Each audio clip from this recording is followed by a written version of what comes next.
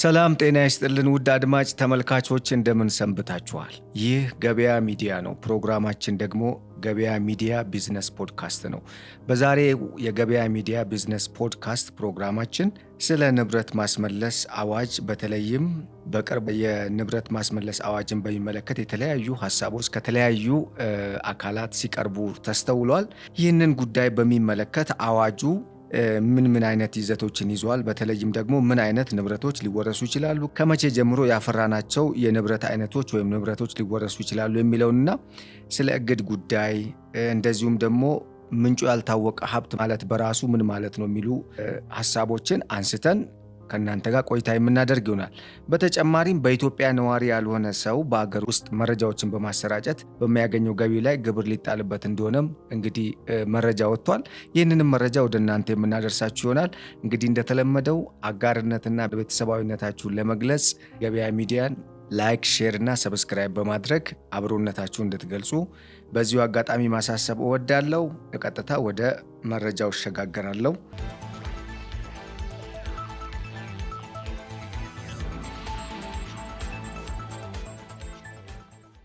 ስለ ንብረት ማስመለስ አዋጅ እንግዲህ ምን አይነት ንብረቶች ሊወረሱ ይችላሉ? ከመቼ ጀምሮ ያፈራ ነው ንብረት ሊወረስ ይችላል? ሊታገድ ስለማይቻልበት ሁኔታም እንዲሁ እናያለን። በተጨማሪም ሊታገድ ስለሚችል የንብረት አይነቶችም በተወሰነ ደረጃ እንግዲህ ምን አይነት ንብረቶች ይታገዳሉ የሚለውንም ምንቃኝ ይሆናል። እንግዲህ ለመጀመሪያ ያክል ምንጩ ያልታወቀ ንብረት ማለት ምንድን ነው ከሚለው ስንጀምር ምንጩ ያልታወቀ ንብረት ማለት አንድ ሰው በቀጥታም ሆነ በተዘዋዋሪ አሁን ባለበት ስራ ወይም ቀድሞ ሲሰራ ከነበረው ስራ ወይም ቀድሞ በነበረበት ሁኔታ አሊያም ደግሞ አሁን ባለበት ሁኔታ በቀጥታም ሆነ በተዘዋዋሪ ሲሰራ ከነበረውና እየሰራ ካለው ወይም ከሚያገኘውና ሲያገኝ ከነበረው ገቢ በቀጥታም ይሁን በተዘዋዋሪ ወይም በሌላ መንገድ ከሚያገኘው ወይም ሲያገኝ ከነበረው ህጋዊ ገቢ ጋር የማይመጣጠን የሆነ ሀብት ወይም ንብረት ሲኖረው ወይም የኑሮ ደረጃው ምንጩ ባልታወቀ ሀብት ምክንያት እንግዲህ የተትረፈረፈ ነገር ሲኖር ምክንያታዊ የሆነ የወንጀል ጥርጣሬ በሚኖርበት ጊዜ የዚህ አይነቱ የኑሮ ደረጃ ወይም ያለው ንብረት እንዴት ሊኖር እንደቻለ ለፍርድ ቤት እስካላስረዳ ድረስ ወይም ካላስረዳ በስተቀር ንብረቱ ሊወረስ የሚችልበት ሁኔታ እንዳለ ይደነግጋል አዋጁ ማለት ነው። እንግዲህ ምንጩ ያልታወቀ ንብረት ማለት አንድ ሰው በቀጥታም ይሁን በተዘዋዋሪ ቀድሞ ሲሰራ ከነበረው አሊያም ደግሞ ቀድሞ ከነበረበት ሁኔታ በአጭር ጊዜ ውስጥ ባልታወቀና ለፍርድ ቤትም ለሰውም ግልጽ ባልሆነ ሁኔታ ገንዘብን ማከማቸትና የተለየ የንብረት ለውጥ ማድረግ ሲጀምር ወይም እንደዚህ አይነት ሁኔታዎች ሲስተዋሉ በአዋጁ ስልጣን የተሰጠው አካል የመመርመር የመጠየቅና ምናልባትም እስከ እግድ የደረሰ የመውረስም ሊሆን ይችላል። ከተረጋገጠ እርምጃ የሚወስድበት ሁኔታ ሊኖር እንደሚችል መታወቅ አለበት ማለት ነው። እንግዲህ የማይመጣጠን እንደሆነና የንብረቱን ወይም የኑሮ ደረጃው ምንጭ በተመለከተ ምክንያታዊ የሆነ የወንጀል ጥርጣሬ በሚኖርበት ጊዜ በሕጉ ስልጣን የተሰጠው የሕግ አስከባሪ አካል ማለትም በአዋጁ መሰረት የዚህ አይነት ምንጩ ያልታወቀ ሀብት የመመርመርና ለመንግስት ገቢ እንዲሆን የማድረግ ኃላፊነትና ስልጣን በአዋጁ የተሰጣቸው አካላት ይህንን ተግባር የሚያከናውኑ ይሆናል ማለት ነው። ስለዚህ አንድ ሰው በዚህ መልኩ የሚገለጽ ንብረት ካለው ንብረቱ ህገወጥ ነው ተብሎ ይፈረጃል ማለት ነው። እንግዲህ አዋጁ በግልጽ የሚያስቀምጠው ነገር አለ። ለምሳሌ አዋጁ ተፈጻሚ የሆነው ከሚያዝያ 24 2017 ዓ.ም ጀምሮ ነው። ነገር ግን የዚህ አይነት ምንጩ ያልታወቀ ንብረት ተብሎ ሊጠረጠር ወይም ደግሞ በቂ ማስረጃ የለውም ተብሎ ሊወረስ የሚችልበት ሁኔታ ሊኖር የሚችለው ከመቼ እስከ መቼ ነው ለሚለው ጥያቄ መልስ ለመስጠት ወይም ለማብራራት ያክል አዋጁ ተፈጻሚ ከሆነበት ወይም ከወጣበት ወደ ኋላ ባሉት 10 ዓመታት እና አዋጁ ከወጣ በኋላ ወይም ተፈጻሚ ከሆነ በኋላ በሚኖረው ጊዜ እንግዲህ ተፈጻሚ የሚሆን ወይም ስራ ላይ የሚውል ይሆናል ማለት ነው። ነገር ግን አዋጁ ተፈጻሚ ከሆነ በኋላ የተገኘ ንብረት ወይም ያፈራነው ንብረት ከሆነ ክስ ሊቀርብበት ይችላል ማለት ነው።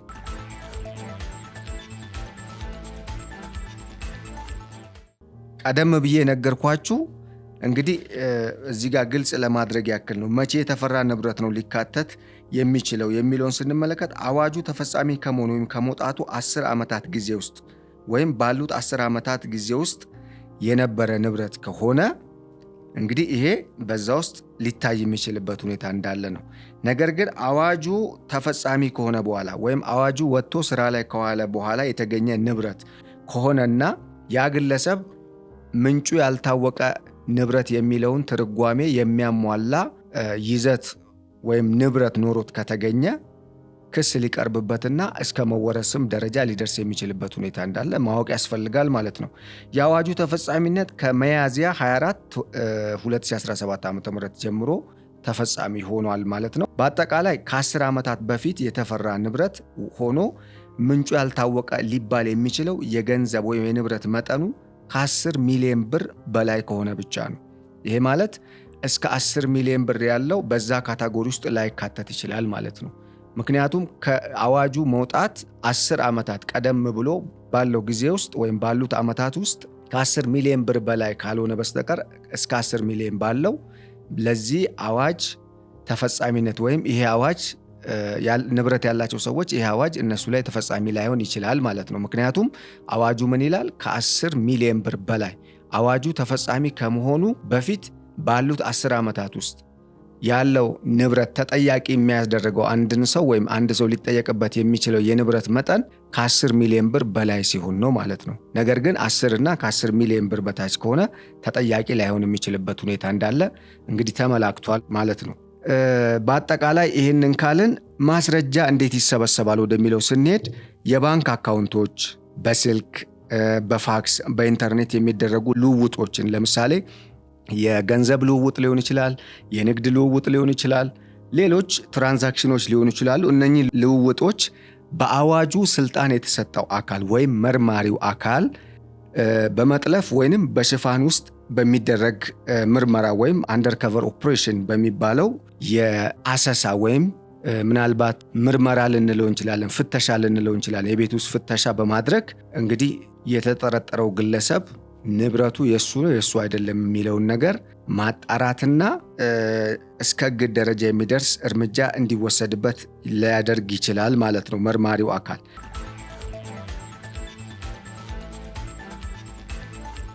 ከዚህ ጋር በተያያዘ በሁለተኛ ደረጃ የምናየው በሌሎች ማስረጃዎች ይገኝባቸዋል ተብለው እንግዲህ በሚታመኑ ማናቸውም ሁኔታ በፍርድ ቤት ያለ ፍርድ ቤት ፍቃድ መመርመር እንደሚችልም ለመርማሪ ወይም በሕግ ስልጣን ለተሰጠው አካል አዋጁ ምን ብሏል?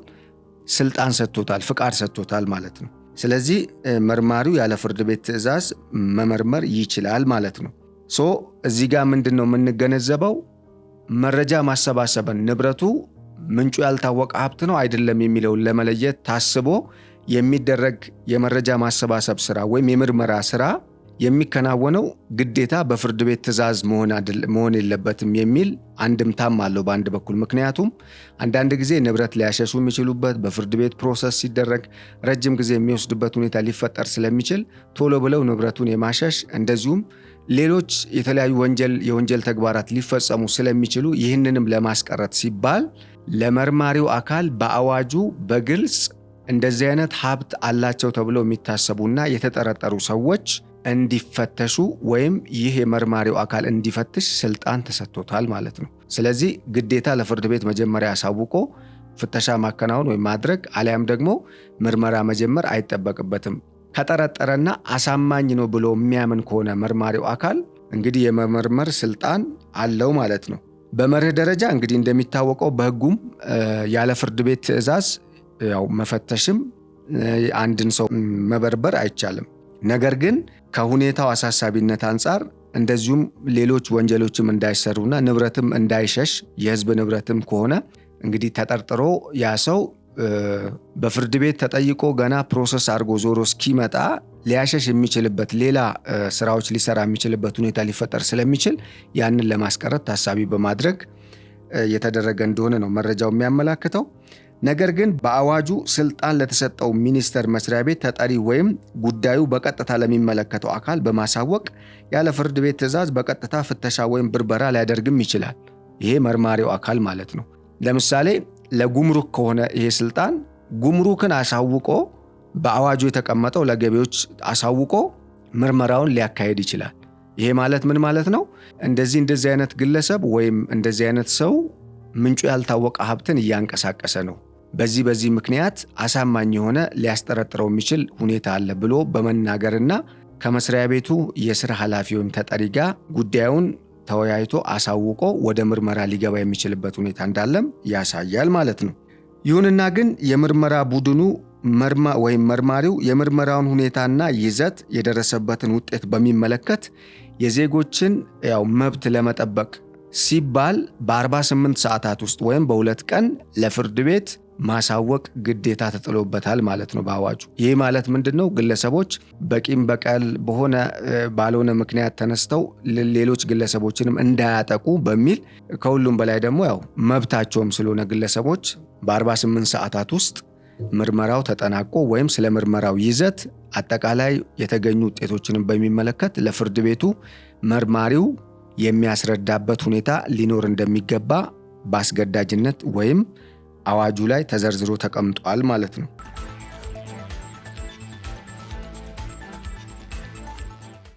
የማስረጃ ሁኔታን ስንመለከት እንግዲህ እንደ ወንጀል ማስረጃ በጣም ጠንካራ ላይሆን ይችላል። ለምሳሌ የወንጀል ድርጊትን ስናይ ወንጀሉን ማን ፈጸመው፣ እንዴት ተፈጸመ፣ መቼ ተፈጸመ፣ በማን ተፈጸመ፣ ለምን ተፈጸመ ወዘተ የሚሉ ጉዳዮች በዝርዝር ይጣራሉ።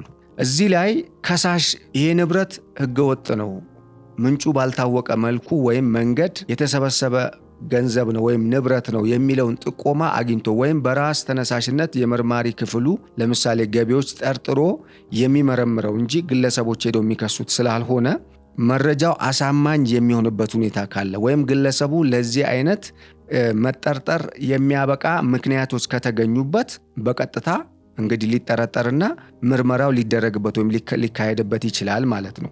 በዋናነት የዚህ አይነቱ ምርመራ እንግዲህ ከፍትሐ ብሔር ወንጀሎች ጋር በተገናኘ ነው ተቀራራቢነት የሚኖረው፣ ምክንያቱም ስለ ገንዘብና ስለ ሀብት ጉዳይ ስለሆነ ማለት ነው። በዚህ አይነት መልኩ የሚከናወን ይሆናል።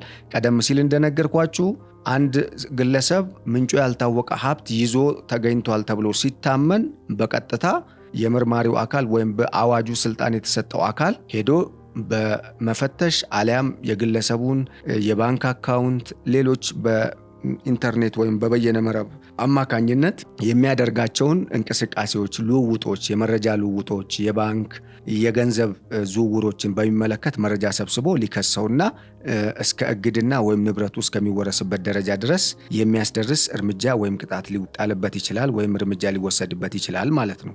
እግድን በሚመለከት የንብረት መወረስ የሚያስከትል ምርመራ ካለ ወይም የሚያስችል ክስ ካለ ወይም ደግሞ ሌላ አሳማኝና በቂ የሆነ ምክንያት ንብረቱ በህገወጥ መንገድ የተገኘ እንደሆነ የሚያመላክት ወይም ያ ግለሰብ ያገኘው ወይም አሁን በባለቤትነት ይዞት ያለው ንብረት በህገወጥ መንገድ የተገኘ እንደሆነ የሚያሳምን መረጃና ማስረጃ ከተገኘ፣ በተለይ ማስረጃ ከተገኘ እስከ 1 ዓመት ጊዜ ድረስ የሚቆይ እግድ ሊጣል ይችላል በንብረቱ ላይ ማለት ነው። ይህንን የሚያደርገው መርማሪው አካል ነው። ያ ማለት ባለቤትነቱ እንዳለ ሆኖ ሰውየው ንብረቱን እንዳያንቀሳቀስ፣ እንዳይጠቀምበት ወይም ለምሳሌ ባንክ ውስጥ ያለ ንብረት ከሆነ ክፍያን ጨምሮ ቼኮች፣ ሌሎችም ነገሮችን እንዳያንቀሳቀስ፣ እንዳይጽፍና የገንዘብ ልውውጥ ወይም ትራንዛክሽን እንዳይፈጽም ሊያደርግ የሚችልበት ሁኔታ አለ ማለት ነው ወይም ይኖራል ማለት ነው።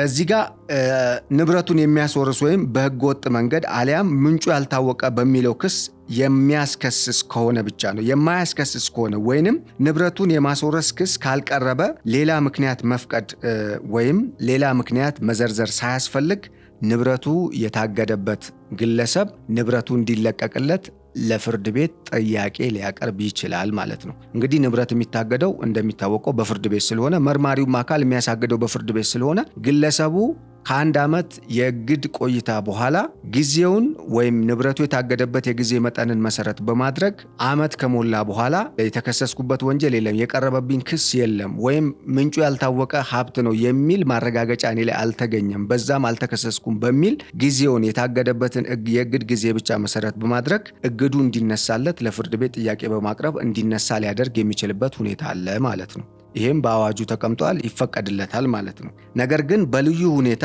አሳማኝ ሆኖ ሲገኝ፣ ለምሳሌ ግለሰቡ በጣም ውስብስብ ከሆነና የግለሰቡን ትክክለኛ ማንነት ለማወቅ ወይም የሀብት ምንጩ በእርግጥ የተረጋገጠና ግልጽ በሆነ መልኩ የሰውየው እንደሆነ የሚያመሳክሩ መረጃዎች ባልተገኙበት ሁኔታ መርማሪው አካል ወይም በአዋጁ ስልጣን የተሰጠው አካል አሳማኝ የሆነና በቂ የሆነ ምክንያት ይዞ ለፍርድ ቤት በማቅረብ የእግድ ጊዜው ከ1 ዓመት በላይ እንዲራዘም ሊያደርግ የሚችልበት ሁኔታ ግን ሊኖር እንደሚችል ማወቅ ያስፈልጋል ማለት ነው። ይህ ግን ተጨባጭና አሳማኝ የሆነ ምክንያት ሲኖር እንደሆነ መገንዘብ ያስፈልጋል። እንግዲህ በአጠቃላይ ይህንን ካልን እዚህ ጋር ልንገነዘብ የሚገባን ዋናው ነገር ምንድን ነው?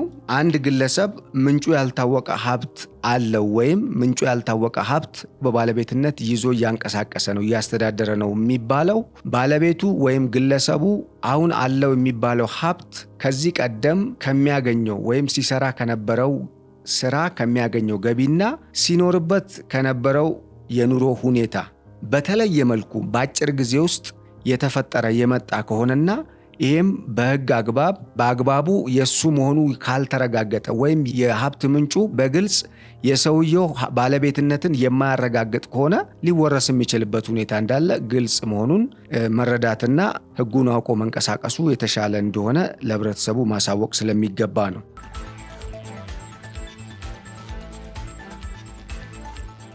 ወደ ሁለተኛው ጉዳያችን ስንሸጋገር በኢትዮጵያ ነዋሪ ያልሆነ ሰው በሀገር ውስጥ መረጃዎችን በማሰራጨት በሚያገኘው ገቢ ላይ ግብር ሊጣልበት እንደሆነ እንግዲህ የሚያመላክት መረጃ ወጥቷል። የሚታወቀው መንግስት በግብር ጉዳይ ላይ ቆፍጠን ያለ አቋም ነው የያዘው። ምክንያቱም ግብር ካልተሰበሰበ በሀገር ውስጥ በተለያዩ አካባቢዎች የሚከናወኑ ትልልቅ ሜጋ ፕሮጀክቶችም ሆኑ ሌሎች ለህብረተሰቡ አስፈላጊ የሆኑ የጤና፣ የመንገድና ሌሎች መሰረተ ልማቶችን ማሟላት እንደማይቻል ስለሚታወቅ እነኚህን የተጀመሩ ፕሮጀክቶችን ከግብ ለማድረስና አዳዲስ ፕሮጀክቶችን ለመጀመር ግዴታ የግብር አሰባሰብ ስርዓቱና የግብር ተመን እንዲሁም የተመን አጣጣል ስርዓቱ ዘመናዊ ሆኖ ነገር ግን በስነ ስርዓቱ ተፈጻሚ የሚሆን እንዳለበት እንግዲህ በተደጋጋሚ ከገቢዎች እንደዚሁም ጠቅላይ ሚኒስትሩንም ጭምር ሲሰጡ የነበረው አስተያየት ነው። በዛም መሰረት እንደተጣለ ነው እንግዲህ ይሄኛውም የግብር አይነት የሚያስረዳው መረጃው። በዚህም መሰረት እንግዲህ የገንዘብ ሚኒስቴር ከሰሞኑ ለህዝብ ውይይት ይፋ ባደረገው የገቢ ግብር ማሻሻያ ረቂቅ አዋጅ ላይ ያስቀመጠው ነገር አለ። አዋጁ እንግዲህ እንደሚታወቀው 1156 ህዝባር 2016 ነው የሚለው። እንግዲህ አንቀጽ 39 በዚህ ውስጥ ተጠቅሷል። ነገር ግን እንደ አጠቃላይ በዚህ ዝርዝር ውስጥ የገንዘብ ሚኒስቴር ከሰሞኑ ለህዝብ ውይይት ይፋ ባደረገው የገቢ ግብር ማሻሻያ ረቂቅ አዋጁ ላይ በኢትዮጵያ ነዋሪ የሆነ ወይም ያልሆነ ሰው በሀገር ውስጥ የዲጂታል መረጃዎች በማሰራጨት ካገኘው ገቢ በሀገር ውስጥ እንደተገኘ ተደርጎ ግብር ሊጣልበት እንደሚገባ ደንግጓል። በመሆኑም ሚኒስትሩ ይፋ ያደረገው ረቂቅ አዋጅ በገቢ ግብር ስርዓት ላይ ለውጥ በማድረግ የመንግስት ገቢ አሰባሰብ ማሻሻልና ቀደም ሲል እንደነገርኳችሁ ለኢኮኖሚው እድገት እገዛ ማድረግ አስፈላጊ መሆኑን በማብራራት በተጨማሪ የታክስ ማስከፈያ ምጣኔው ከወቅታዊ የኢኮኖሚ ሁኔታ ጋር የተጣጣመ እንዲሆን የሚያስችል ማስተካከያ ለማድረግ የታክስ መሰረቱን ለማስፋት ውጤታማ የሆነ የታክስ ማበረታቻ ስርዓት አጠቃቀም እንዲኖር አስፈላጊ በመሆኑ የተደነገገ እንደሆነ አስቀምጧል። በዚህም ረቂቅ አዋጁ ከዲጂታል ይዘት ፈጠራ የሚገኝ ገቢን በተመለከተ በድንጋጌው አንቀጽ 29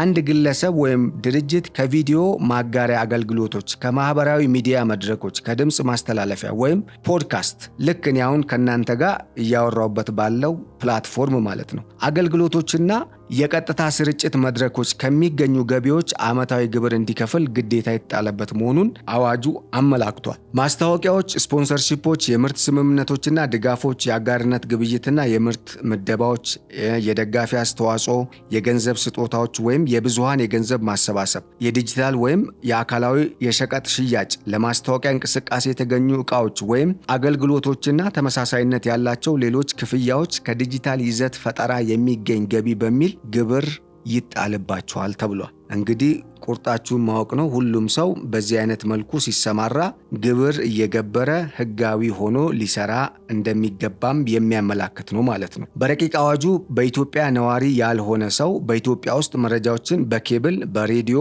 በኦፕቲካል ፋይበር፣ በቴሌቪዥን ማሰራጨት፣ በአነስተኛ ማሰራጫ ተርሚናል፣ በኢንተርኔት ሳተላይት ወይም በሌላ ተመሳሳይ መገናኛ ዘዴ በማሰራጨት እንግዲህ የሚያገኘው ገቢ መረጃው የመነጨው ከኢትዮጵያ ቢሆንም ባይሆንም በኢትዮጵያ የተገኘ ገቢ እንደሆነ ተደንግጓል ማለት ነው።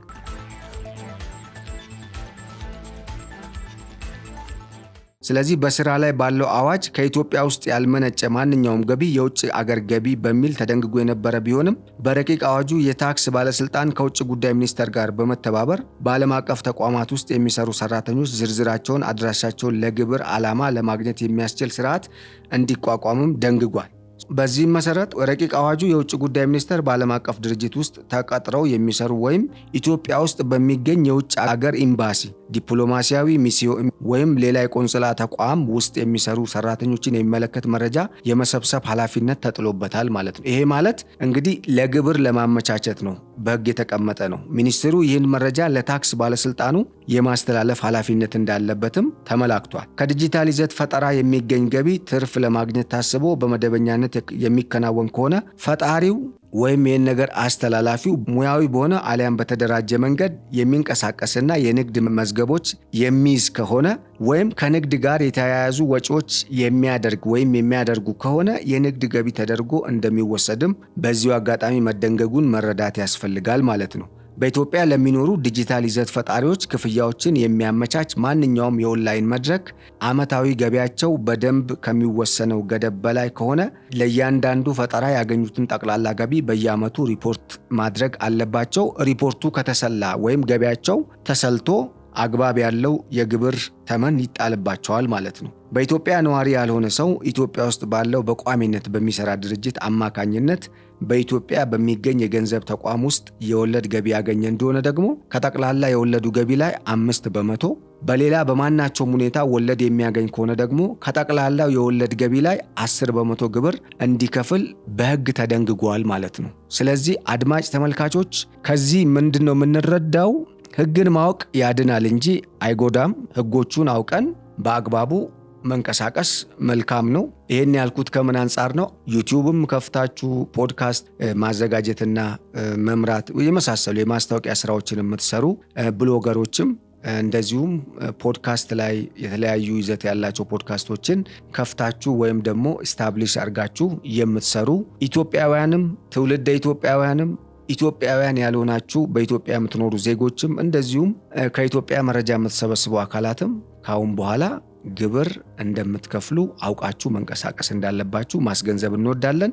ውድ አድማጭ ተመልካቾች ለዛሬ ያዘጋጀንላችሁ በሁለቱ ርዕሰ ጉዳይ በተለይም ስለ ንብረት ማስመለስ አዋጅን በሚመለከት ምን አይነት ንብረቶች መቼ ሊወረሱ ይችላሉ፣ ከመቼ ጀምሮ የተፈሩ ንብረቶች ናቸው በዚህ አይነት መልኩ ለክስ ቀርበው ወይም ደግሞ ለውርስ የሚበቁት፣ ሊወረሱ የሚችሉ ወይም የማይችሉ ንብረቶች የቶቹ ናቸው የሚለውንም ለማየት ሙከራ አድርገናል። እንደ አጠቃላይ ይህን ካልኩኝ በኋላ እንደው አንድ የቀረች ነገር ለመጥቀስ ያክል ስለ ንብረት ማስመለስ አዋጅ ስናወራ ንብረቱ ግለሰቡ ባልሆነ መንገድ ነው ያገኘው፣ በህገወጥ መንገድ ነው ያገኘው ተብሎ ምናልባት ለቤተሰብ መጠቀሚያ ለምሳሌ በስሩ ልጆች ቤተሰብ ሊኖረው ይችላል፣ ቤተሰቡ የሚጠቀምበት ከሆነ ወይም ደግሞ ለምርት አገልግሎት ሰዎች ተቀጥረው የዕለት ገቢያቸውን የሚያገኙበት የሚተዳደሩበት ማሽን ሊሆን ይችላል ወዘተረፈ በዛ መልኩ የሚገኝ ንብረት ከሆነ ላይታገድ የሚችልበት ሁኔታ አለ። ይህም የሚሆነው ለምንድን ነው? የሌሎች ዜጎችን ህልውና ላለመገዳደር ወይም ጥያቄ ውስጥ ላለማስገባት አደጋ ላይ ላለመጣል ሲባል በተለይ ህፃናት ልጆች ከሆኑ ሌላ የገቢ ምንጭ ከሌላቸው ላይታገድ የሚችልበት ሁኔታም እንዳለ በዚሁ አጋጣሚ ማስገንዘብ እወዳለሁ። እንግዲህ በነበረን ቆይታ ብዙ ቁም ነገሮችን እንደገበያችሁ ምንም አልጠራጠርም። ለዛሬ ያዘጋጀንላችሁ መረጃ እስካሁን የሰማችሁትን ይመስል ነበር። በሌላ ጊዜ በሌላ መረጃ እስከምንገናኝ መልካሙን ሁሉ እየተመኘው በዚሁ እሰናበታለሁ። ሰላም።